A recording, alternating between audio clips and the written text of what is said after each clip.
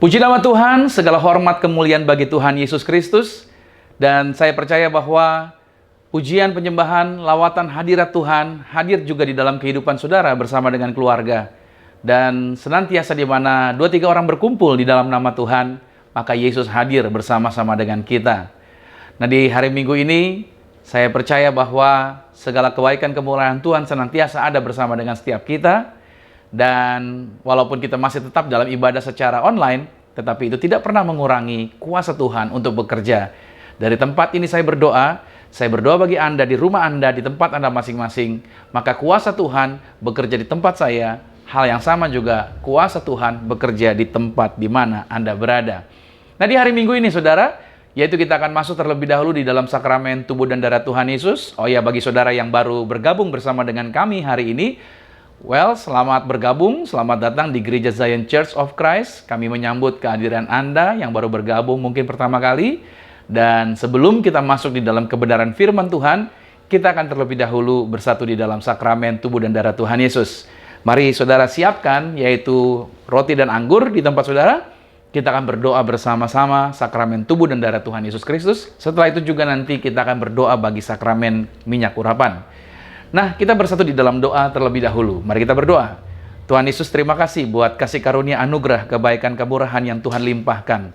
Kami percaya kesempatan hari Minggu ini merupakan kesempatan yang baik yang Tuhan limpahkan bagi kehidupan kami. Hidup ini tidak ada yang kebetulan. Hidup ini semuanya Tuhan sudah kendalikan, Tuhan sudah sediakan yang luar biasa. Bagian kami adalah percaya dan mengerjakannya dengan sepenuh hati, dengan bergirang karena Tuhan menjaminkan keberhasilan. Oleh sebab itu, apapun yang kami hadapi, kami tidak perlu gentar karena kami percaya janji firman Tuhan, ya dan amin. Apa yang Tuhan firmankan, pasti Tuhan genapi. Maka dimanapun anak-anak Tuhan ini berada, kami semua berada, tutup bungkus dengan kuasa darah Yesus. Dan kami percaya bahwa kalau kami akan dengar firman Tuhan, firman-Mu adalah kebenaran, satu-satunya kebenaran yang memerdekakan kami. Apa yang keluar dari mulut bibir lidahnya Tuhan, tidak pernah kembali dengan sia-sia, tetapi akan mengerjakan segala sesuatunya dan pasti berhasil. Oleh sebab itu, kuasa-Mu yang bekerja bagi setiap kami. Dan sebelumnya kami akan bersatu dengan sakramen tubuh dan darah Tuhan Yesus. Maka barang siapa makan tubuh dan minum darah Yesus, orang tersebut tinggal di dalam Kristus. Kristus tinggal di dalam dia. Apa yang dia minta dan doakan, apa yang dia minta dan kerjakan, Tuhan buat pasti berhasil. Terima kasih Tuhan, bekerja bagi setiap kami. Aku halau segala kuasa gelap iblis setan yang coba mencuri benih firman Allah. Aku berdoa, biar sepanjang siaran ibadah, setiap anak Tuhan yang mengikuti, hati mereka bergirang dan bersorak-sorai mendapatkan kabar sukacita. Terpujilah nama Tuhan dalam nama Yesus Kristus. Haleluya. Amin. Satu firman Tuhan saya bacakan bagi saudara sebelum kita masuk terlebih dahulu di dalam sakramen tubuh dan darah Tuhan Yesus. Di dalam Roma pada pasal 12. Roma 12 pada ayatnya yang ke-12 dikatakan begini. Bersukacitalah dalam pengharapan, sabarlah dalam kesesakan, dan bertekunlah dalam doa. Sekali lagi saya katakan, bersukacitalah dalam pengharapan, sabarlah dalam kesesakan, dan bertekunlah dalam doa. Saya suka ayat ini, saudara. Tuhan mengajarkan kita bukan untuk menjadi orang yang putus asa. Tuhan mengajarkan kita untuk tidak menjadi orang yang mundur. Tuhan tidak pernah mengajarkan kita untuk menjadi orang yang stuck dan stop, tidak bisa berbuat apa-apa. Tapi Tuhan mengajarkan Anda dan saya untuk terus maju. Terus maju. Percayalah, apa yang Anda harapkan di dalam Tuhan, itu pasti digenapi. Oleh sebab itu, biarlah pada saat hari ini, minggu ini, hari yang berbahagia, kita selalu punya keyakinan. Walaupun ada tantangan, walaupun ada pergumulan, walaupun ada persoalan, jangan gentar, jangan takut, jangan putus asa. Tetap Tuhan punya kendali untuk mendatangkan kebaikan bagi setiap kita. Ada amin? Puji nama Tuhan. Saya senang melihat wajah dan menyambut saudara dalam sukacita yang luar biasa. Baik, kita buka, yaitu kita angkat rotinya. Kita mau berdoa terlebih dahulu bagi roti ini. Sama-sama dengan saya, kita katakan, dalam nama Tuhan Yesus, inilah roti yang turun dari surga. Inilah tubuh Tuhan Yesus Kristus. Tubuh yang tergantung di atas kayu salib. Yang berikan kami bersama dengan keluarga, kehidupan yang kekal di dalam kerajaan sorga. Yang menyempurnakan, agar setiap kami semua yang makan tubuh Kristus, mulai hari ini, tidak sakit-sakitan. Kami menang atas virus. Kami menang atas segala penyakit. Bahkan virus berbahaya, tidak berkuasa bagi hidup kami. Kami mengucap syukur. Tubuhmu yang tertombak, tubuhmu yang tergantung di atas kayu salib, menjaminkan kemenangan, menjaminkan keberhasilan, menjaminkan kehidupan kami di bumi sama seperti di surga. Dalam nama Tuhan Yesus, inilah roti yang turun dari surga. Inilah tubuh Tuhan Yesus Kristus. Mari kita makan tubuh Tuhan Yesus Kristus.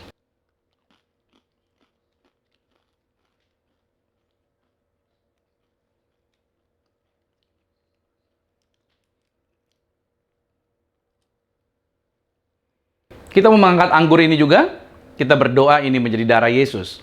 Bersama-sama dengan saya katakan dalam nama Tuhan Yesus. Inilah darah Yesus Kristus. Darah yang tercurah, darah yang tertumpah di atas kayu salib. Sebagai perjanjian yang baru dan yang kekal. Mulai hari ini, bersama keluarga, kami selalu saling mengasihi, saling mengampuni. Oleh darah Yesus, kami dijaminkan, yaitu apapun yang kami lakukan, dibuat Tuhan berhasil. Maka kami dijagai pasukan malaikat, tidak celaka, tidak bahaya, bebas dari maut.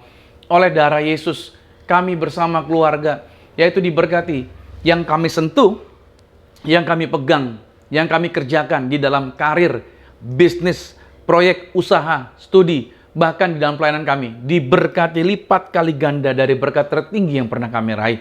Tuhan menjaminkan kehidupan kami di bumi, sama seperti di surga. Oleh darah Yesus, kami berkemenangan atas kuasa gelap, atas setan-setan, atas segala bentuk roh jahat. Dalam nama Tuhan Yesus, inilah darah Yesus Kristus. Mari kita minum darah Tuhan Yesus Kristus.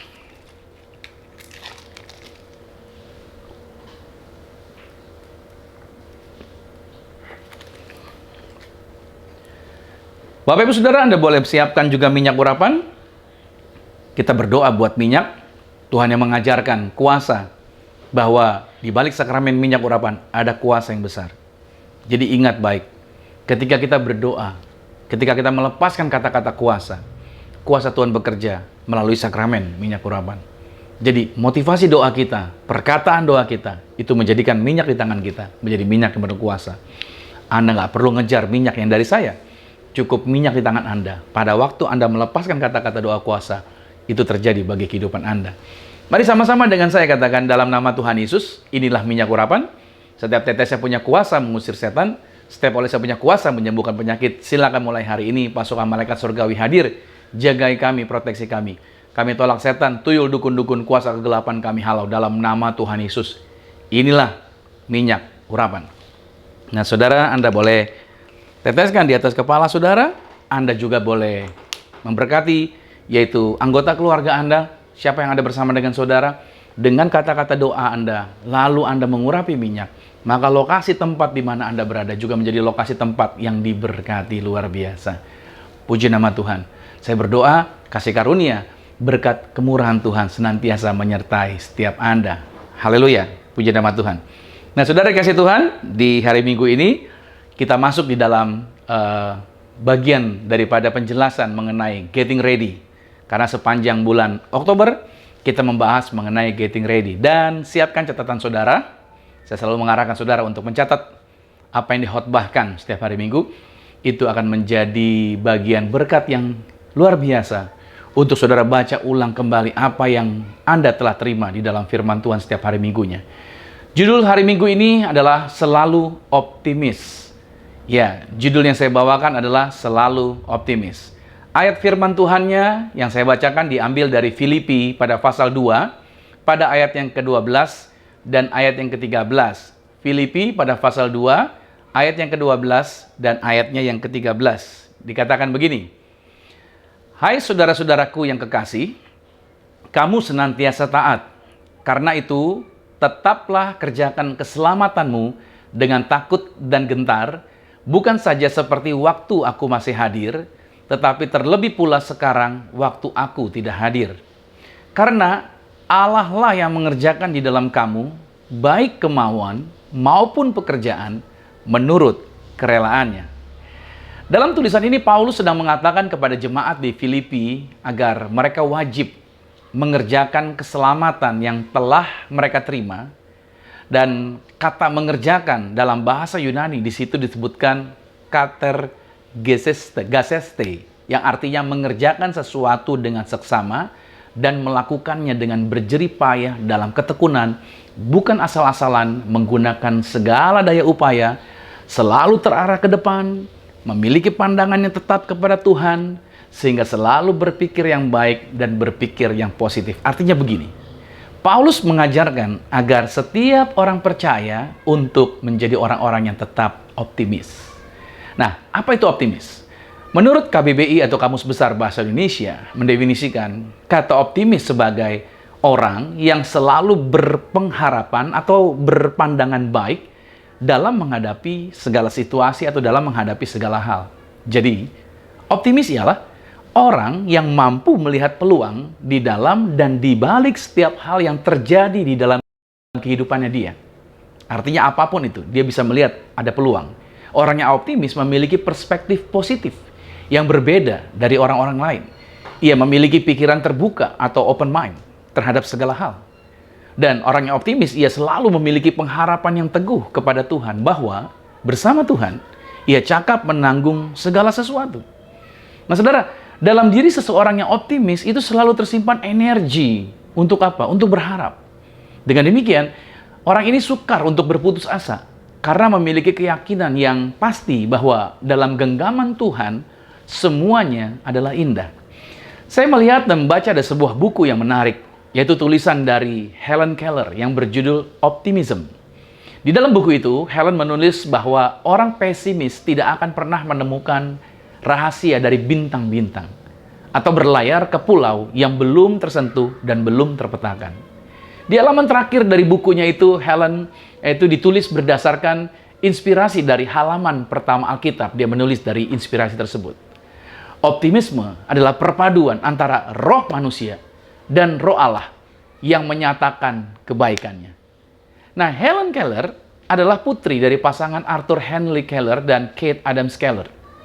Helen Keller ia lahir normal di Tuscumbia, Alabama pada tahun 1890. Di usia 19 bulan atau sebelum dia mencapai usia 2 tahun, ia diserang penyakit demam tinggi yang menyebabkan Helen Keller buta dan tuli. Seketika itu juga segala sesuatu menjadi gelap dan senyap di dalam kehidupan dia. Dia menjadi frustrasi karena kesulitan untuk berkomunikasi, sering marah, dan sulit untuk diajar. Pada usia 7 tahun, Tuhan mengirimkan Anne Sullivan dari Perkins School for the Blind, yaitu sekolah khusus tunanetra, untuk menjadi guru pribadi dan menjadi pembimbing Helen. Anne adalah seorang guru yang sabar dalam mengajar. Ia selalu menemani Helen dan dia juga berhasil menyentuh jiwanya Helen.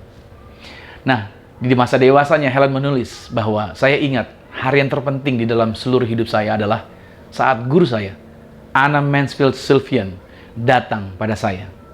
Dengan tekun, Anna mengajarkan Helen untuk berbicara lewat gerakan mulut.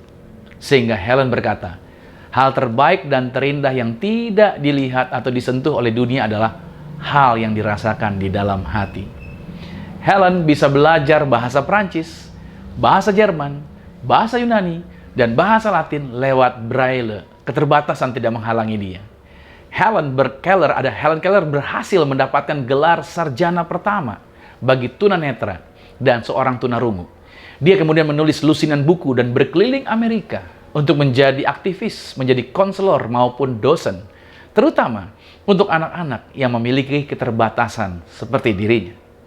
Nah, saudara, dari kisah ini membuktikan bahwa Helen Keller adalah seseorang yang tidak pernah membiarkan keterbatasan itu menjadi penghalang untuk menggenapi setiap rencana Tuhan melalui dirinya. Helen dari seseorang yang tadinya pesimis, dia berubah menjadi seorang yang optimis. Itu ia mulai dari hal yang kecil dilakukan dengan tekun sampai mencapai keberhasilan dan dia mampu menciptakan berbagai peluang. Saya beri tulisan ini saudara bahwa mulailah perubahan dari hal-hal yang kecil pada diri kita sendiri. Karena perubahan kecil sekalipun akan berpengaruh besar di kemudian hari. Bapak Ibu Saudara, masing-masing diri kita bisa saja memiliki keterbatasan seperti Helen, yaitu melalui peristiwa kehidupan yang kita hadapi. Mungkin Anda merasa terbatas karena pasangan Anda mengecewakan, atau pasangan Anda tidak dapat diandalkan untuk bekerja sama, seolah-olah semua beban ada pada diri Anda sendiri. Di bagian yang lain mungkin Anda merasa terbatas karena hati Anda pernah terluka oleh orang tua yang kasar, terluka oleh gagalnya suatu hubungan, atau Anda pernah ditipu rekan bisnis. Juga Anda mungkin merasa terbatas karena gagal memperoleh kesempatan besar yang sejak lama sudah diharapkan untuk berhasil. Mungkin Anda juga merasa terbatas oleh karena alasan fisik, alasan tingkat pendidikan, dan kurangnya dukungan dari orang-orang yang tadinya Anda harapkan. Artinya, saudara, keterbatasan akan selalu dapat kita jumpai pada kehidupan ini. Tetapi yang menarik untuk kita pahami adalah begini. Jika Roh Allah ada di dalam Anda, optimisme akan menjadi kebiasaan Anda. Kenapa? Karena Roh Allah selalu bekerja mencari peluang. Sebagaimana Anda hari ini menjadi percaya pada Yesus, itu karena Roh Kudus tidak pernah putus asa atau berhenti dengan segala penolakan yang kita pernah lakukan sebelum kita bertobat. Saya ingat sebelum bertobat, saya sangat anti dengan ibadah karismatik dan setiap sakramen yang ada di dalamnya. Saya seringkali menarik diri dari kegiatan-kegiatan rohani pada waktu dulu dan menjadikan kegiatan rohani itu sebagai waktu senggang saja. Tetapi saudara, Roh Kudus terus bekerja. Dia mencari peluang untuk menjangkau dan mengubahkan kehidupan saya dengan berbagai macam cara alternatif yang Ia sudah sediakan. Entah itu melalui kejadian tertentu atau melalui seseorang yang Tuhan utus, melalui media, dan lain sebagainya. Atau dengan kata lain, Roh Kudus begitu aktif menjangkau saya, walaupun ada begitu banyak rintangan. Roh Kudus yang hebat ini sekarang ada di dalam diri Anda. Kemampuan yang hebat ini sudah ada sejak Anda lahir. Makanya karunia itu telah Anda miliki. Tuhanlah yang telah mengerjakannya di dalam Anda. Dan Tuhan mau Anda bekerja sama dengan Dia. Bapak, Ibu, Saudara, menjadi optimis bukan berarti bertentangan dengan kenyataan di sekitar kita. Secara sederhananya, bersikap optimis berarti berlabuh pada kenyataan lain, yaitu kita mau bersandar pada penyalipan dan kebangkitan daripada Tuhan kita Yesus Kristus. Yang lebih dalam, yang lebih kuat, dan itu menjadi lebih bertahan lama daripada kenyataan-kenyataan yang kita lihat dengan panca indera kita, mata kita yang kita lihat. Kebanyakan jujur ya, dari setiap kita memandang bahwa kemampuan mata manusia, mata kita dalam melihat sesuatu itu sebagai anugerah yang sudah wajar saja. Padahal saudara-saudara, proses mata ini dalam kemampuan melihat yang paling sederhana itu diatur dengan begitu rumit oleh Tuhan. Misalkan begini, setiap detik retina mata kita itu melakukan kalkulasi hampir 10 miliar kali untuk memungkinkan gambaran berpindah dari saraf optik ke korteks visual di ujung korteks setiap kita. Nah, pada saat kita sedang membaca, jutaan impuls elektrik dikirimkan melalui miliaran jalur sinaptik. Hanya saja, soal ini tidak pernah kita perhitungkan, bukan? Seolah-olah itu semua adalah hal yang sudah semestinya, hal yang wajar. Tetapi, akan menjadi berbeda kalau kita memiliki keterbatasan yang sama seperti Helen, yaitu cacat, buta, tidak mampu melihat. Mata manusia begitu mengagumkan, saudara. Tetapi ada yang mengagumkan lebih dari itu, yaitu mata pikiran yang memampukan kita membayangkan sesuatu yang tidak terpikirkan dan mampu mempercayai kemustahilan. Dalam pengertian Helen Keller, yang lebih buruk dari tidak bisa melihat, kata dia adalah memiliki penglihatan tetapi tidak punya visi. Itu parah, saudara. Nah, saya punya kesaksian bahwa gambaran akan masa depan inilah yang membuat saya tetap optimis dalam membangun pelayanan ini. Terus terang, saudara, saya terus berusaha mencari peluang dalam melayani. Ketika tidak menjumpainya, maka saya menciptakan peluang tersebut.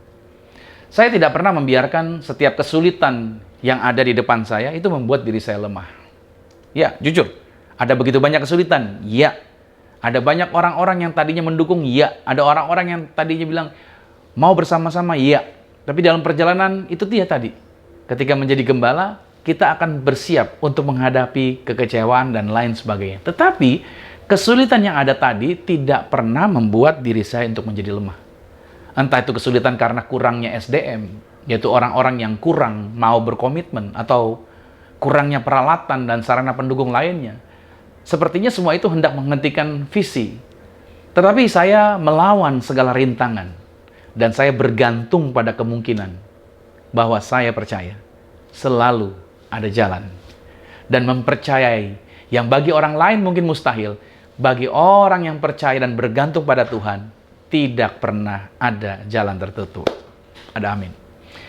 Tuhan memilih kita bukanlah untuk hidup tanpa menghadapi pergumulan, melainkan mempersiapkan kita untuk menghadapi segala kemungkinan dengan tetap percaya, berkeyakinan bahwa kita bisa melewati hal itu semua. Karena firman Tuhan, Yesus sudah menunjukkan jalannya di dalam Yohanes 16 pada ayat 33. Di sana dijelaskan dengan jelas mengenai hal ini. Yaitu, semuanya itu kukatakan kepadamu supaya kamu beroleh damai sejahtera dalam aku.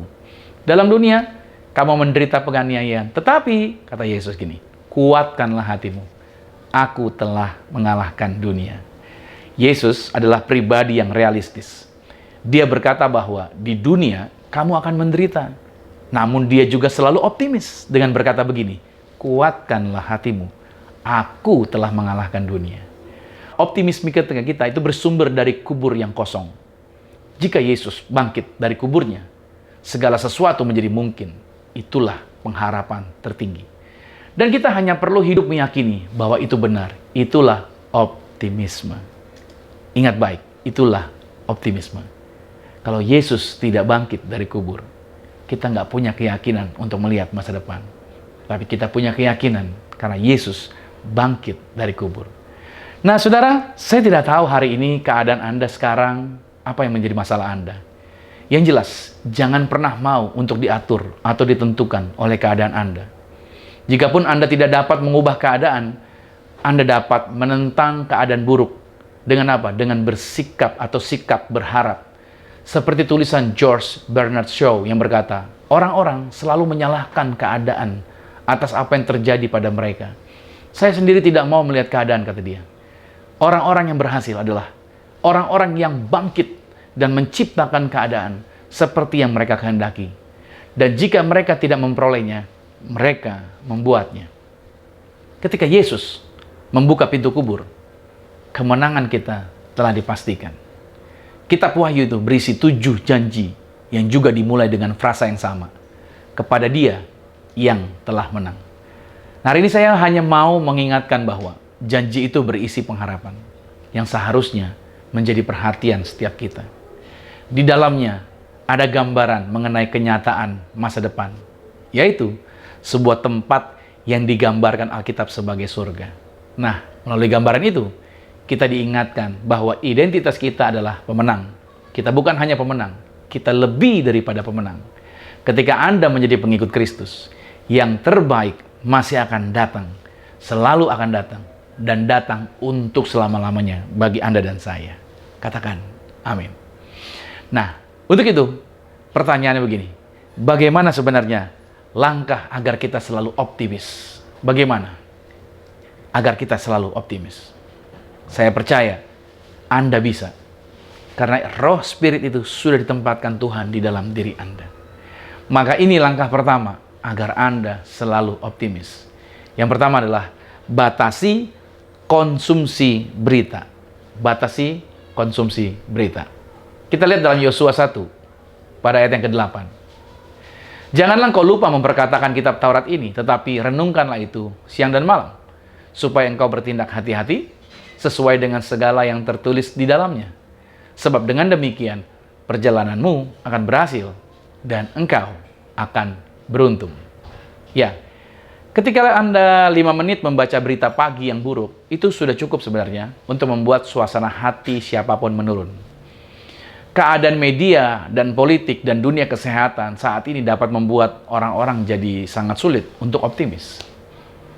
Saat Anda membuka berita atau Anda membaca koran, Anda cenderung akan dihujani dengan hal-hal negatif dan pandangan-pandangan suram tentang dunia dan tentang kesehatan Anda. Itulah sebabnya mengapa Anda harus memulai hari Anda dengan kabar baik. Firman Tuhan akan membawa kepada ketenangan. Keputusan Anda menjadi bijaksana, itulah yang dapat membuat setiap langkah Anda menjadi positif dan optimis dalam menghadapi berbagai perubahan yang ada. Untuk menjaga suasana hati tetap positif di sepanjang hari, maka yang saya sarankan adalah hindari baca berita di pagi hari. Tapi mulailah bacalah firman dan mulai batasi membaca berita dalam sehari. Yosua dalam teks yang kita bahas hari ini, dia cemas, dia gelisah ketika dia akan menggantikan Musa. Dia berpikir bahwa dia tidak sehebat Musa. Dia berpikir bahwa dia tidak mungkin bisa menggantikan posisi Musa. Ketakutan-ketakutan, kecemasan-kecemasan begitu banyak. Mungkin ada suara-suara lain, ada berita-berita lain yang masuk kepada Yosua.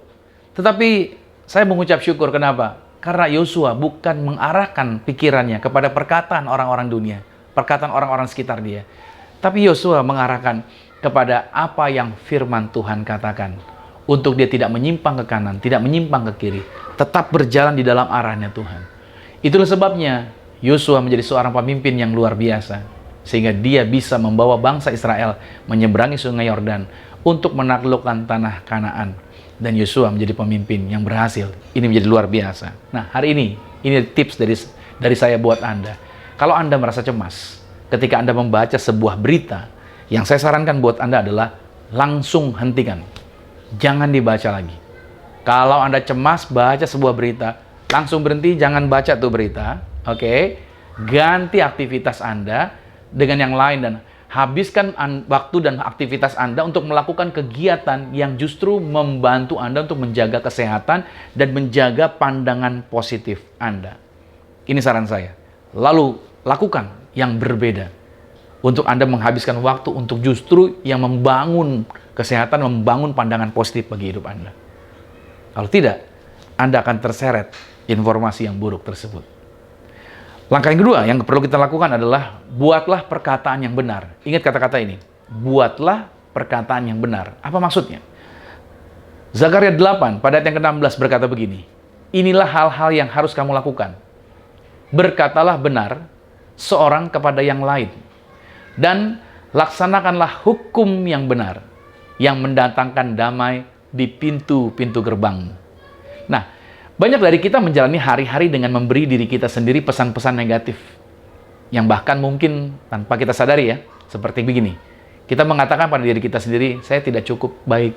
Saya tidak cukup pintar gitu ya. Atau tidak cukup menarik. Nah, sampai-sampai hal ini tertanam dalam pikiran diri sendiri di alam bawah sadar kita. Kemudian, kita juga meneruskan perkataan-perkataan negatif tersebut kepada orang-orang yang ada di sekitar kita. Kita lontarkan kata-kata negatif tersebut.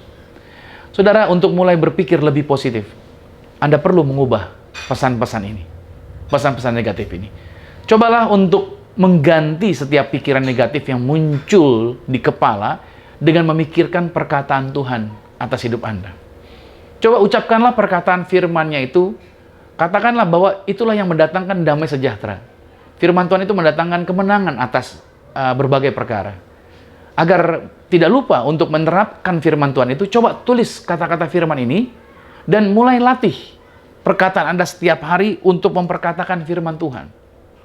Ya, daripada Anda memperkatakan kata-kata yang salah tadi, saya mau arahkan saudara, latih diri Anda untuk memperkatakan kata-kata yang baik dan benar.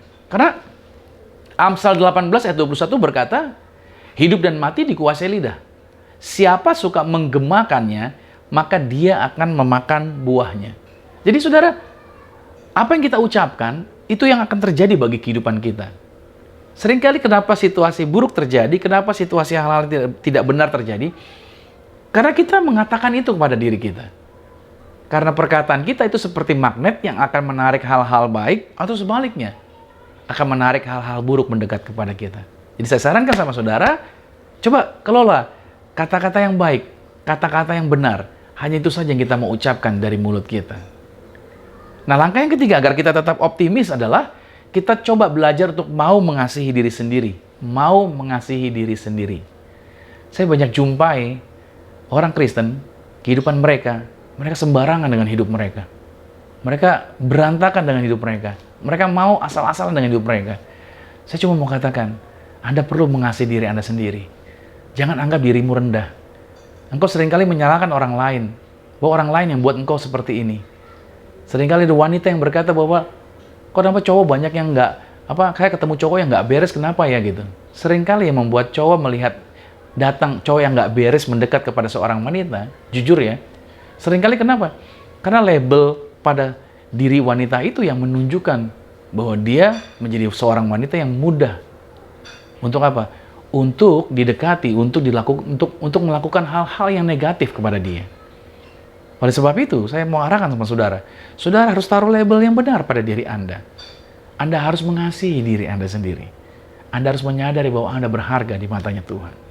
Matius 22 ayat 39 berkata begini, dan hukum yang kedua, yang sama dengan itu ialah, kasihilah sesama manusia, seperti engkau mengasihi dirimu sendiri. Ya, sebagian besar dari kita, dengan senang hati, suka mengakui keberhasilan dan pencapaian orang lain. Namun, jika menyangkut pencapaian diri kita sendiri, kita sering menganggap remeh hal-hal tersebut, atau kita cepat mengabaikannya. Nah, untuk mulai berpikir lebih positif tentang diri sendiri, Anda perlu secara teratur mengingatkan diri sendiri tentang apa yang telah Anda capai. Berhentilah mendengarkan kritik batin Anda sendiri. Renungkanlah pencapaian Anda di masa lalu. Bagaimana pertolongan dan keberhasilan yang Tuhan sudah kerjakan atas Anda. Nah, kalau sampai hari ini Anda bisa melewati segala sesuatu, akuilah. Itu karena Tuhan sangat mengasihi Anda. Sebab Tuhan telah membuat Anda berkualitas.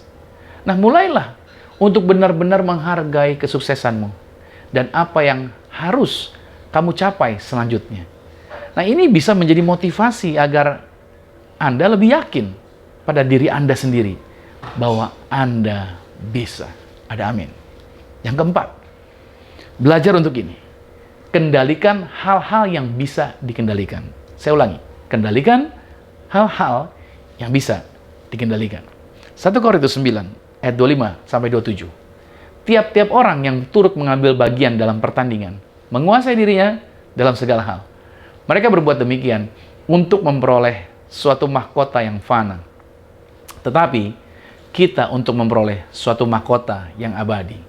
Sebab itu, aku tidak berlari tanpa tujuan, dan aku bukan petinju yang sembarangan saja memukul. Ayat 27, tetapi aku melatih tubuhku dan menguasainya seluruhnya, supaya sesudah memberitakan Injil kepada orang lain, jangan aku sendiri ditolak. Individu yang positif dan selalu optimis itu mampu beradaptasi dan mampu untuk berkembang. Saudara pahami apa yang bisa dan apa yang tidak bisa Anda kendalikan dalam situasi apapun yang sedang Anda hadapi. Misalkan begini, saat Anda kehilangan pekerjaan, dipecat misalkan, terimalah bahwa Anda tidak dapat mengendalikan fakta kalau Anda telah diberhentikan. Tetapi, Anda dapat mengontrol apakah Anda akan mengambil langkah-langkah selanjutnya, yaitu untuk mencari pekerjaan baru, serta meningkatkan kualitas diri Anda sendiri. Contoh lain adalah, ketika pandemi terjadi, itu di luar kendali kita.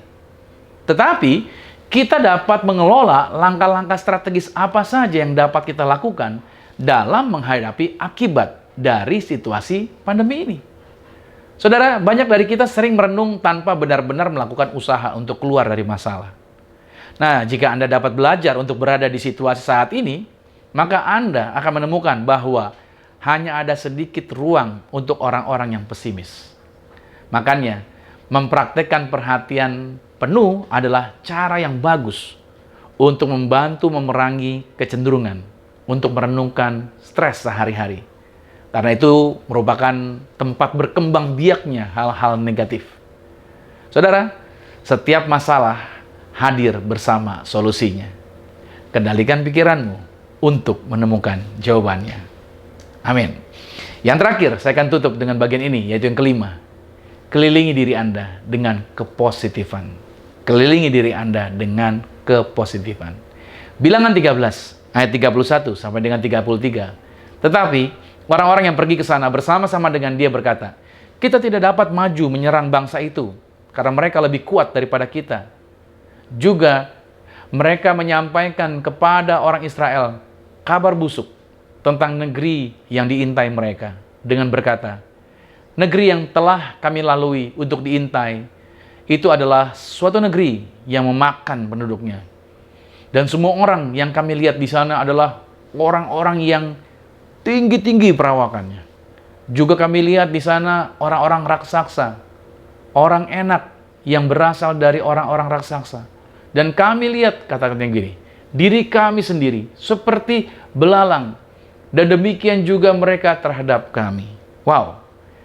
Bapak Ibu Saudara, ketika bangsa Israel dibawa oleh Musa keluar dari Mesir, Tuhan berjanji bahwa mereka akan mendapatkan tempat atau memiliki tempat atau tanah perjanjian, tanah yang berlimpah susu dan madu.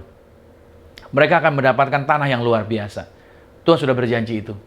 Makanya Tuhan membawa mereka keluar dari Mesir, tanah perbudakan, untuk dibawa ke sana. Dan sebelum mereka menduduki tanah tersebut, Musa mengutus 12 orang untuk mengintai, untuk memantau tanah tersebut selama 40 hari. And then setelah itu mereka pulang, ini yang terjadi, saudara. 10 orang. Ya kan? 10 orang memiliki pandangan, 2 orang memiliki pandangan. 12 orang ini sama-sama melihat tanah yang sama-sama melihat orang-orang yang sama-sama melihat situasi yang sama. Tapi cara pandang mereka berbeda.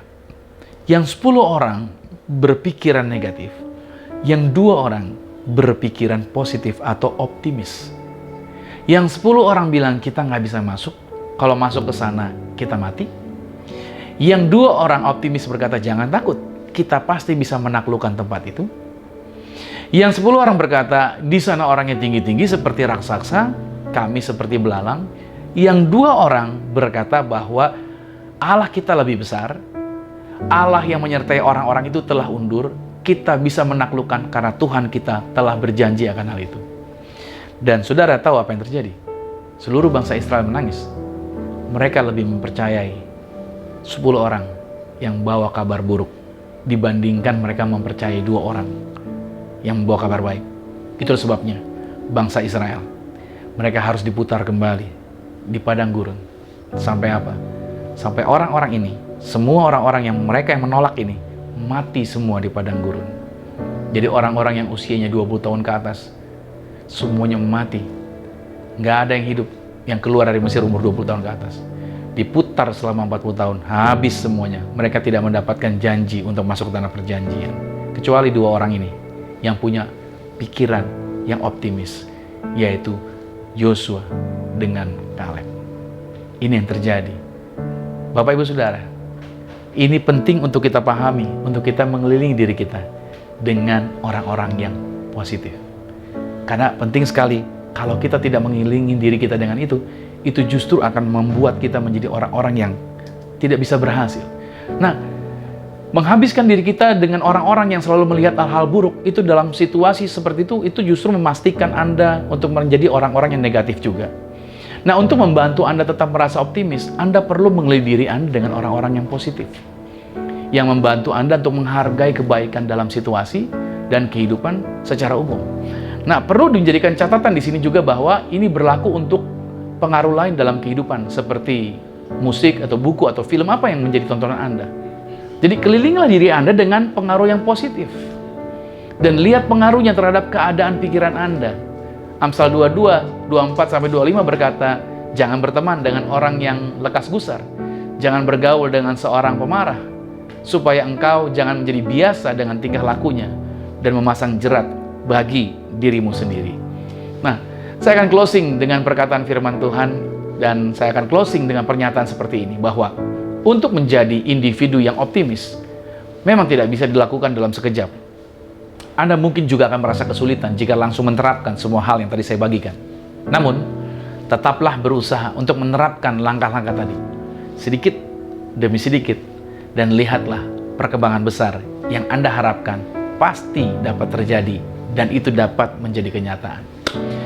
Saudara, kita terlalu sibuk menginginkan dan mengejar yang besar tanpa menyadari bahwa kehidupan ini sebenarnya dibangun dari hal-hal kecil yang dilakukan dengan kesungguhan yang besar. Nah, saya mengucapkan selamat hari Minggu, dan doa saya, Tuhan Yesus memberkati Anda bersama dengan keluarga selama-lamanya. Haleluya. Amin.